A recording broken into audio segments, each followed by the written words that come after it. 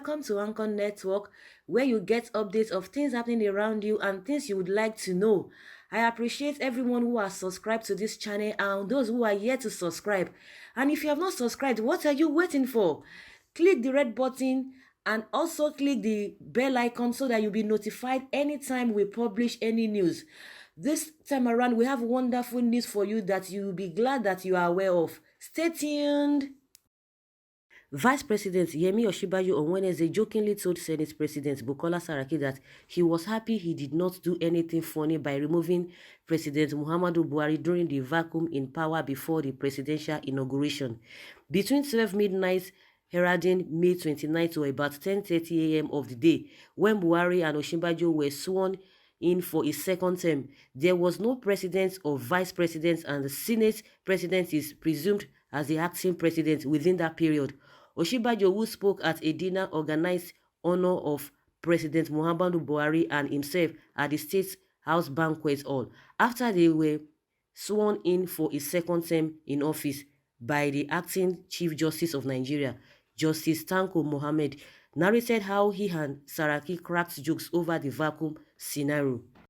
At the event where he also represented Buhari, Osinbajo said, "Something interesting happened earlier today. I am a lawyer and a law teacher, and I like to test and interrogate legal scenarios. At 1 minute past midnight today, the 4-year term of the president and I ended by effusion of time. So from the minutes past 12 of last night, May 29 to 10:30 a.m., when we were sworn in for a second term, there was no president or vice president. Interestingly, nothing went wrong. All was okay. When a such situation arises, it is the Senate President who acts as president.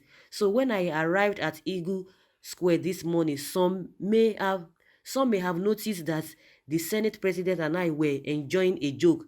He said to me jokingly, 'You better be careful. You know I am the acting president now.' So we thank the Senate President for not doing anything funny."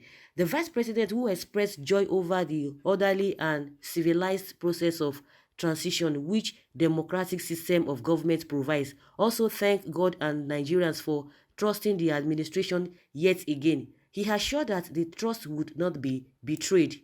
He added, "And so on behalf of the President, please accept our deepest gratitude for our support and presence here this evening.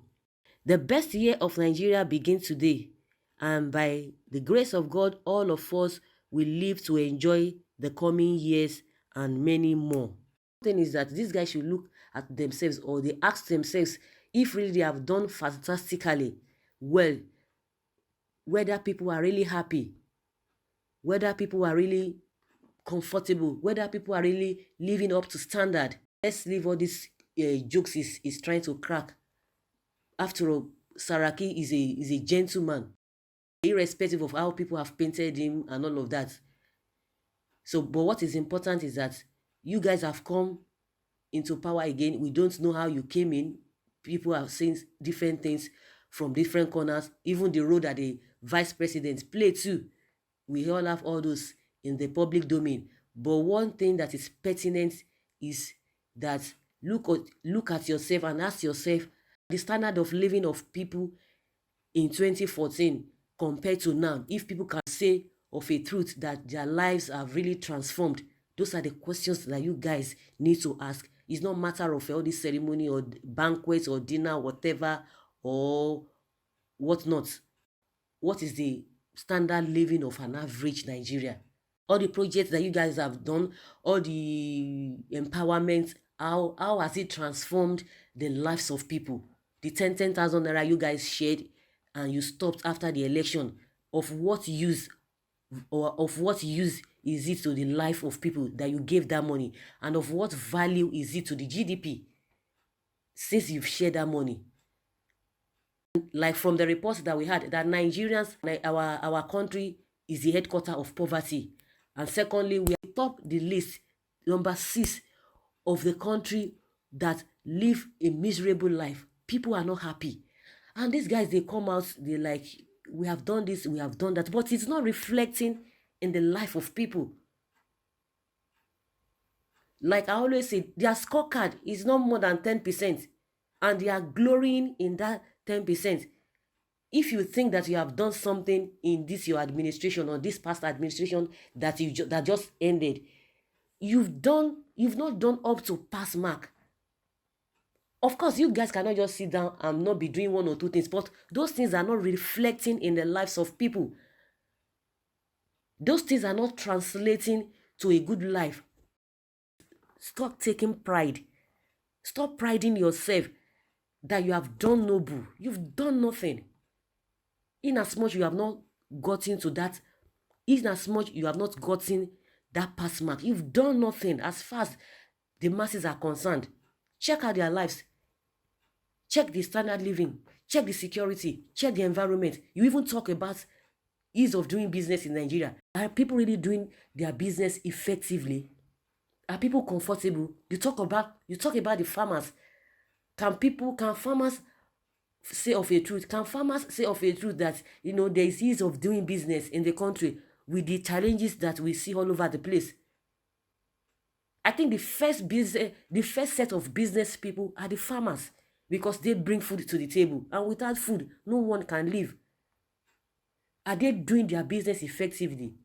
The 10,000 naira that you guys shared, how has it transformed to the lives of people? How has it added to the GDP? Just like I said, those are the questions that these guys need to answer.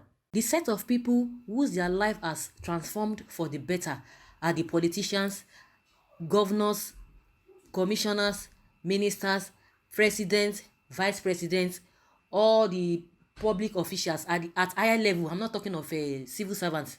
Those are the set of people that their lives have really transformed for better since this administration came on board in 2015.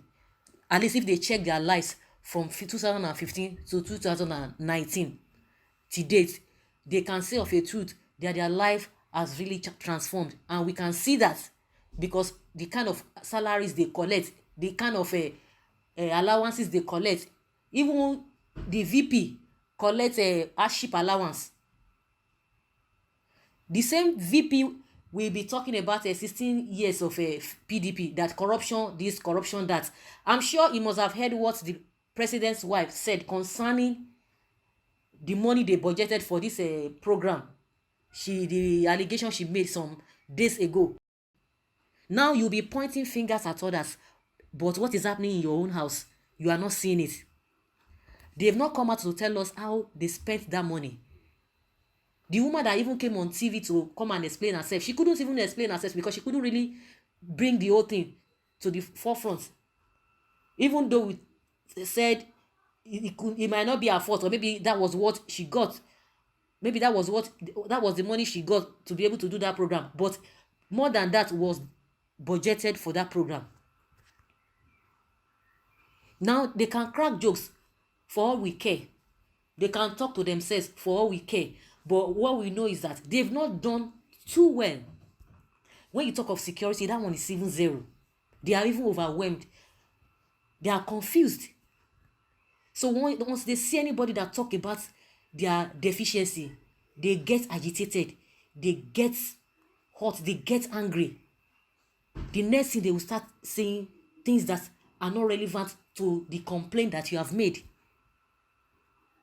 If people say, okay, you have not done so and so, your own is just to come out and say, this is what we have done, and this are the achievements, we've recorded. No, they will start telling you story. The person must be an enemy of Buhari. The person must be an enemy of this government. So, Mr. VP, Nigerians are not happy. In that banquet, you people, you ate a lot of things. You enjoyed yourselves. You could crack jokes. You were under AC. All manner of fine things. You enjoyed it. And you are still enjoying it because you guys are still in government house. So, ask yourself that people of your category, people of your cadre that are of the same profession with you, majority of them are outside. Professors like you, they are somewhere doing menial jobs in the country and outside the country because of the situation of the country. We have you guys there. You are not different from PDP. You are not different from PDP. We remove PDP because of the corruption. Now the corruption is, gaining strength in your administration. Insecurity is gaining strength in your administration. So what is the difference? Standard of living of people has deteriorated compared to 2014. That is a fact. As many that are listening to me, you know it. You experience in one way or the other. Even if you are one of their supporters, you know it. Unless you are in the category of people that they say, suffering and smiling. So that is just the truth. Even if people want to argue it, no, it's not like that, they've tried their best. But within you, if you are one of their supporters, within you, you know that people are saying the truth and you are feeling it. So guys, that's just what I have for you. I don't know what you guys want to talk concerning what the VP has said. When you're happy, you can crack jokes.